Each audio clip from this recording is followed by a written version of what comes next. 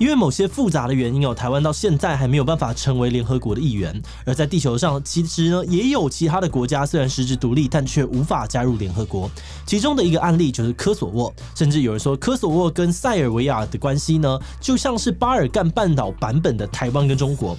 真的是这样子吗？今天就让我们一起来聊聊塞尔维亚跟科索沃吧。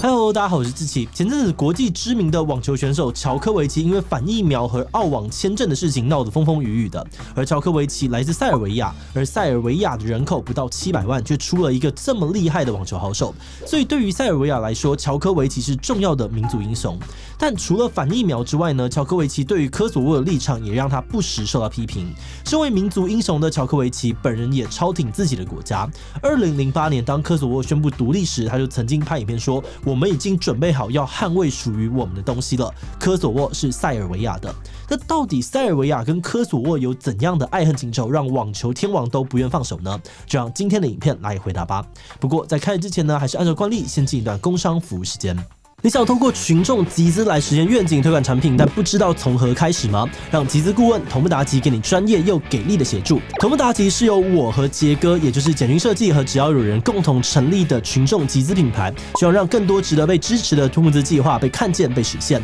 首先，我们非常熟悉 YouTube 的生态，可以善用自己机器的资源，媒合许多影音创作者参与合作。而团队多年的社群经验呢，从知识课程产品募资到议题倡议，我们都曾经交出不少亮眼的成绩。而此外，我们也有设计、插画、动画、企划等等丰富的战力，不但能够帮你量身打造宣传企划，还可以一条龙产出各种素材，让你能用最有效益的方式宣传自己的募资案。那如果你有兴趣，不妨点资讯栏当中的网址，看看同步达吉的精彩作品，并联络我们一起聊聊各种可能，让同步达吉成为你在群众集资路上的同步达吉。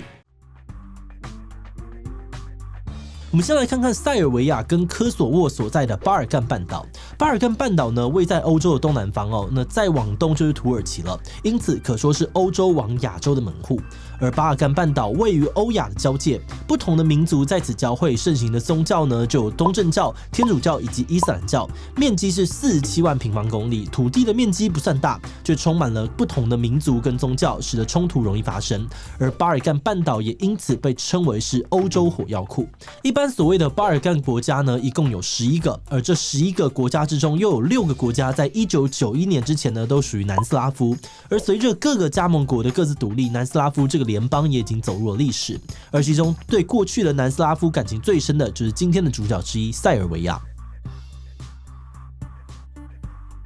南斯拉夫全名叫做南斯拉夫社会主义联邦共和国，是由6个国家组成的联邦制国家。南斯拉夫的首都呢是在这个贝尔格勒也就是在今天塞尔维亚的首都。而塞尔维亚呢也是南斯拉夫人口数最多的国家。而1980年，南斯拉夫的政治强人迪托过世，于是各个加盟国逐渐萌生了脱离联邦共和国的念头。而1991年，斯洛维尼亚开了第一枪，宣布脱离南斯拉夫，其他几个国家后来也陆续的宣布独立。而1992年，南斯拉夫社会主义联邦共和国瓦解，只剩下了塞尔维亚还有蒙特内哥罗2个加盟国。于是他们改名了，把社会主义删掉，叫做南斯拉夫联邦共和国。但无论是改名前还是改名后的南斯拉夫，都不希望成员国一个一个的分裂出去，因此跟几乎所有想要分裂出去的国家都发生了激烈的军事冲突。而这一系列的战争呢，被称为是南斯拉夫内战，持续了大约10年的时间，在2001年才终于结束，是2战之后欧洲地区最惨烈的一场战争。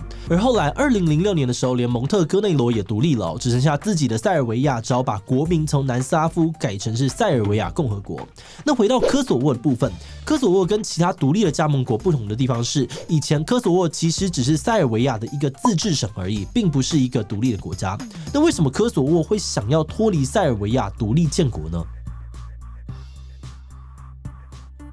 科索沃想要独立的原因，首先是两边的民族组成不同。塞尔维亚境内呢是以塞尔维亚人为主，而科索沃境内呢主要是以阿尔巴尼亚人，许多人呢甚至还有阿尔巴尼亚的护照。而第二点则是呢，两地居民的主要宗教也有所不同。塞尔维亚呢是以东正教为主，而科索沃的主要信仰呢则是伊斯兰教。那第3点是，虽然科索沃是塞尔维亚人的起源地，但是早在500多年前，科索沃地区就变成了鄂图曼土耳其帝国的领土。长期统治下来呢，使得当地早已经移风易俗成为现在阿尔巴尼亚人和伊斯兰教为主的社会。一直到了1912年，科索沃才并入塞尔维亚的版图之内。而第4点，或许也是最重要的一点是，科索沃地区在过去还跟塞尔维亚同一国的时候呢，就明显的感受到了差别待遇。公共建设不如塞尔维亚人居住的地区，也曾经遭到塞尔维亚政权的压迫，几乎可以说是次等公民感觉。而基于这几个原因呢，其实某种程度上面，科索沃一直都跟塞尔维亚不太合。而在政治强人迪托还在世时，他运用政治手腕平衡各地的民族主义。而在他过世之后，由于各地的民族主义高涨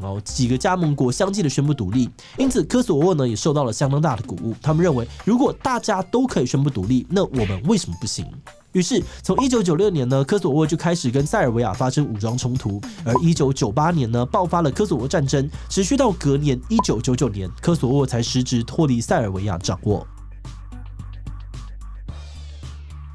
1998年爆发的科索沃战争，其实可以追溯回到1996年的冲突。当年科索沃境内的阿尔巴尼亚人游击队科索沃解放军想要争取独立，当时的南斯拉夫政府为了阻止科索沃解放军，也展开了军事行动。在一开始的时候呢，都还是属于内战的状态，不过军事行动渐渐升温，甚至出现了种族屠杀的情形。消息传出来之后，西方国家一开始想要先透过外交手段来解决冲突，但并没有什么效果。直到1999年时，以美国为首的北约集团才决定要军事介入，大规模的空袭南斯拉夫，最后迫使南斯拉夫从科索沃撤军，由联合国托管科索沃。科索沃也因此相当的感谢美国，甚至到今天在首都还有一座克林顿总统头像。而一直到2008年，科索沃才宣布独立，但是到目前为止，他们都还没有办法加入联合国。而承认科索沃的国家数目也是起起伏伏，目前总共有97个联合国会员国承认科索沃。现在的科索沃是最年轻的欧洲国家，而这边的最年轻不但是国龄最年轻，就连国民也是最年轻的，年龄的中位数只有29.1岁。独立之后的科索沃其实经济状况并不乐观，而科索沃国内的失业率很高，经济上面相当仰赖在国外工作的科索沃人把薪水寄回国内，支应家人的生活所需。等等那既然科索沃跟塞尔维亚处得不好，目前经济也不太乐观，那为什么塞尔维亚人一直到今天都还是坚持科索沃是他们神圣不可分割的一部分呢？首先，塞尔维亚认为科索沃的位置呢是塞尔维亚人的发源地，而且科索沃境内也有许多数百年前塞尔维亚人还在科索沃时留下的东正教重要建筑，其中呢还有一些甚至是联合国世界文化遗产。所以对于塞尔维亚人来说呢，科索沃留在国内有它特殊而且重要的意义。再来，塞尔维亚相当怀念过去大南斯拉夫的时期，因此他们相当不乐见领土的缩减。而且塞尔维亚呢在南斯拉夫解体时已经被许多国家分手过，如果连原本是国内区域的科索沃也要独立，对很多人呢来说根本就是在旧伤口上面撒盐。因此，在科索沃宣布独立之后，虽然塞尔维亚承认科索沃政府的存在，但还是把科索沃当成是自治省对待，在国际上面呢也频频干扰科索沃加入国际组织，或者是阻止其他国家承认科索沃。而科索沃呢为了还以颜色，则是对于塞尔维亚进口的商品征收高额的进口税。不过近年来呢，两国的关系其实改变了很多。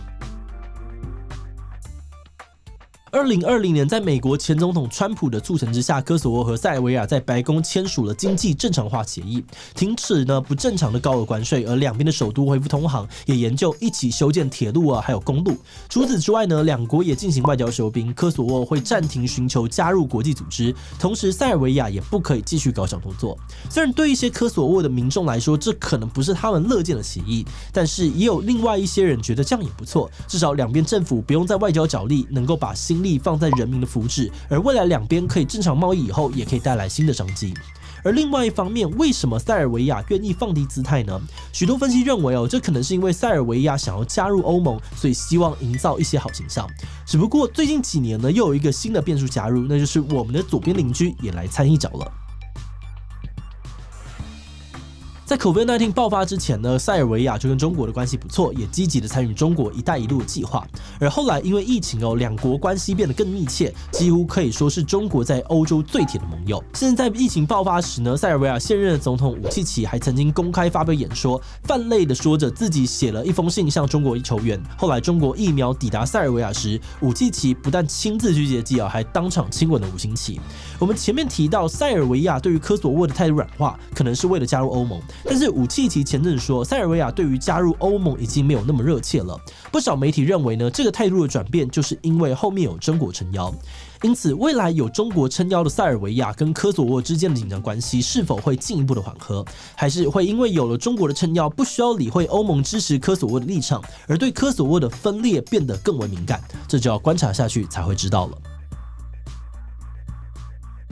那让我们回到最一开始的问题科索沃跟塞尔维亚的关系跟台湾还有中国的关系到底像不像？在研究完塞尔维亚跟科索沃的历史纠葛之后呢，我们发现虽然从历史脉络跟我们面临的状况不太一样，但是科索沃现在正面临的情境却跟我们很类似，都是其中一边说，另外一边是神圣不可分割的领土。然而在这样的威胁之下，我们觉得很特别的是，科索沃的民众并没有因为跟塞尔维亚签了经济正常化协议，就觉得有了经济利益就能够接受被塞尔维亚吃豆腐或是恶言相向。科索沃希望维持独立自主，希望被国际承认的渴望还是非常的强烈。这也让我们联想到了最近的乌克兰的状况。乌克兰总统呢，还有人民奋力抵抗俄罗斯的声音，很清晰明确的传达了他们想要捍卫自己国家的心声，才打动了许多的国家愿意提供协助。我们相信没有一个人会希望发生战争，可是无论是科索沃还是乌克兰的例子，都会发现当军事冲突发生的时候，国际力量不一定会第一时间就提供协助，而这个时候我们自己国内有没有凝聚够强更清晰的意志，就是非常重要的一件事了。那最后想要问大家，你觉得中国在巴尔干半岛影响力日益增加的情况之下，塞尔维亚跟科索沃之间的关系会有怎么样的变化呢？塞尔维亚越来越听中国的，不需要在意欧盟各国对于科索沃的支持，比欧盟对于附近区域的这个国家的经济吸引力还是很大，局势可能不会有太大的改变。所以我觉得各方势力都会在这边失利未来要怎么样发展很难说。其他留言告诉我们吧。最后，如果你喜欢今天的影片，欢迎分享出去，让更多人知道塞尔维亚跟科索沃之间的纠葛。此外呢，也可以点击这个地方看看加泰隆尼亚独立运动以及爱尔兰和英国的历史纠葛。那么今天的这一期就到这边告一段落，我们明晚再见喽。